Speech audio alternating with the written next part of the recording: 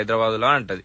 అన్న తర్వాత వాళ్ళు ఏమంటారంటే, మేడం మీరు టెన్షన్ పడకండి, మీ కంపెనీ తరపున రూమ్ ప్రొవైడ్ చేస్తాం, మీరు ఉండొచ్చు. ఒక 2-3 డేస్ తర్వాత మీరు ఇంటికి వెళ్ళి మీ హస్బెండ్ కూడా తీసుకొచ్చి మీరు ఇద్దరు కలిసి ఉండొచ్చు, జాబ్ చేసుకోవచ్చు అన్నాక సరే సార్ అని చెప్పి ఆమె బట్టలు తీసుకొని వాళ్ళ ఆ రూమ్ లో పెట్టుకొని వాళ్ళ హస్బెండ్ కు మెసేజ్ చేస్తుంది. మెసేజ్ చేసినాక బై మిస్టేక్ లా వాళ్ళ హస్బెండ్ నెంబర్ కాకుండా లాస్ట్ లో ఒక నెంబర్ వేరే అతనికి మెసేజ్ వెళ్తుంది. అతను వాళ్ళ వైఫ్ చనిపోతే అంత్యక్రియలకు వెళ్ళి అతను ఇంటికి వెళ్తుండగా ఈ మెసేజ్ చూస్తాడు. చూసిన తర్వాత అతను చాలా అంటే చాలా భయపడి టెన్షన్ పడి అక్కడ స్లో తప్పి కింద పడిపోయినాక వాళ్ళ రిలేటివ్స్ అందరు కలిసి హాస్పిటల్లో జాయిన్ చేస్తారు. అసలు అతను అంత భయపడడానికి కారణం ఏంది, ఆ మెసేజ్ ఏముంది అని అంటే, ఆ మెసేజ్ లో ఏం చేసిందంటే ఆమె, డియర్ హస్బెండ్ గారు, నేను జాగ్రత్త రీచ్ అయినా, మీరేం టెన్షన్ పడకండి, ఇక్కడ పెద్దవాళ్ళు కలిసి ఉండడానికి ప్లేస్ కూడా ఇచ్చారు, 2-3 రోజుల తర్వాత ఇంటికి వచ్చి నిన్ను కూడా నేను తీసుకొచ్చుకుంటానంటది.